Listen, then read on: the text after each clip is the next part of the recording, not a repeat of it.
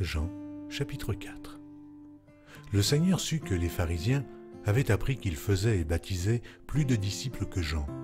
Toutefois, Jésus ne baptisait pas lui-même, mais c'étaient ses disciples. Alors il quitta la Judée et retourna en Galilée. Comme il fallait qu'il passât par la Samarie, il arriva dans une ville de Samarie nommée Sichar, près du champ que Jacob avait donné à Joseph, son fils. Là se trouvait le puits de Jacob. Jésus, fatigué du voyage, était assis au bord du puits. C'était environ la 6e heure.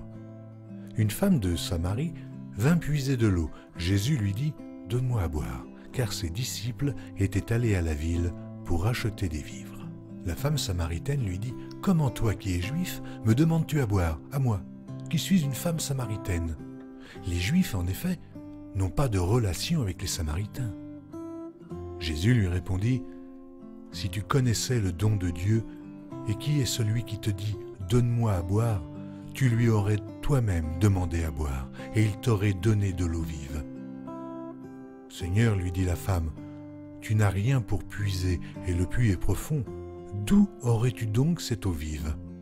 Es-tu plus grand que notre père Jacob, qui nous a donné ce puits, et qui en a bu lui-même, ainsi que ses fils et ses troupeaux ?»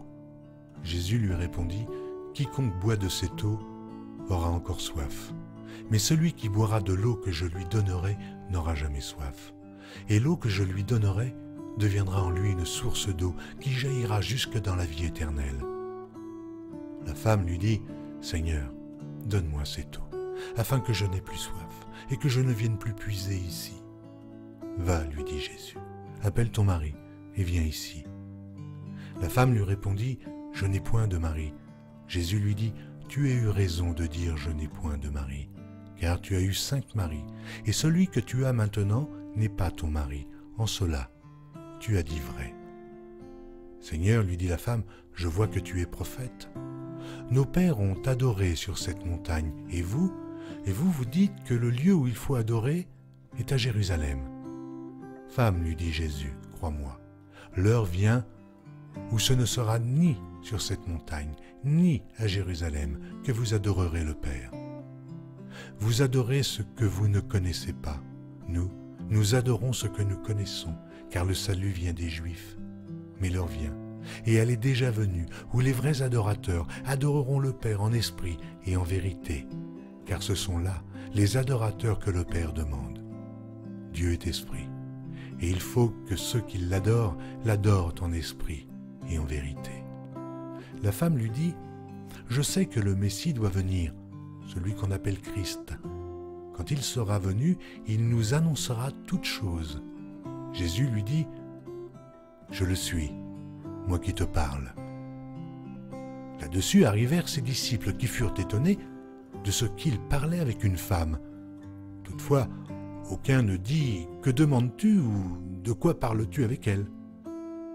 Alors la femme, ayant laissé sa cruche, s'en alla dans la ville et dit aux gens « Venez voir un homme qui m'a tout dit ce que j'ai fait.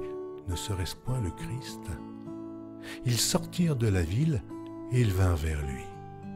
Pendant ce temps, les disciples le pressaient de manger, disant « Rabbi, mange !» Mais il leur dit « J'ai à manger une nourriture que vous ne connaissez pas. » Les disciples se disaient donc les uns aux autres « Quelqu'un lui aurait-il apporté à manger ?» Jésus leur dit « Ma nourriture est de faire la volonté de celui qui m'a envoyé et d'accomplir son œuvre. Ne dites-vous pas qu'il y a encore 4 mois jusqu'à la moisson? Voici, je vous le dis, levez les yeux et regardez les champs qui déjà blanchissent pour la moisson. Celui qui moissonne reçoit un salaire et amasse des fruits pour la vie éternelle, afin que celui qui sème et celui qui moissonne se réjouissent ensemble. Car en ceci, ce qu'on dit est vrai. Autre est celui qui sème, et autre celui qui moissonne. Je vous ai envoyé moissonner ce que vous n'avez pas travaillé. D'autres ont travaillé, et vous êtes rentrés dans leur travail. Plusieurs Samaritains de cette ville crurent en Jésus à cause de cette déclaration formelle de la femme. « Il m'a dit tout ce que j'ai fait. » Aussi, quand les Samaritains vinrent le trouver, ils le prièrent de rester auprès d'eux, et il resta là 2 jours. Un beaucoup plus grand nombre crurent à cause de sa parole. Et il disait à la femme, « Ce n'est plus à cause de ce que tu nous as dit que nous croyons, car nous l'avons entendu nous-mêmes, et nous savons qu'il est vraiment le Sauveur du monde. » Après ces 2 jours, Jésus partit de là pour se rendre en Galilée, car il avait déclaré lui-même qu'un prophète n'est pas honoré dans sa propre patrie. Lorsqu'il arriva en Galilée, il fut bien reçu des Galiléens qui avaient vu tout ce qu'il avait fait à Jérusalem pendant la fête, car eux aussi étaient allés à la fête. Il retourna donc à Cana en Galilée, où il avait changé l'eau en vin. Il y avait là à Capernaum un officier du roi dont le fils était malade. Ayant appris que Jésus était venu de Judée en Galilée, il alla vers lui et le pria de descendre et de guérir son fils, qui était près de mourir.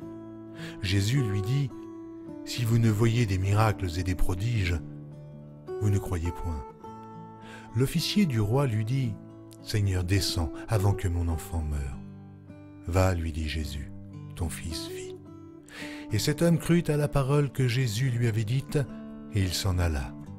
Comme déjà il descendait, ses serviteurs venant à sa rencontre lui apportèrent cette nouvelle, « Ton enfant vit. » Il leur demanda à quelle heure il s'était trouvé mieux, et ils lui dirent, « Hier, à la 7e heure, la fièvre l'a quitté. » Le père reconnut que c'était à cette heure-là que Jésus lui avait dit, « Ton fils vit. » Et il crut, lui et toute sa maison.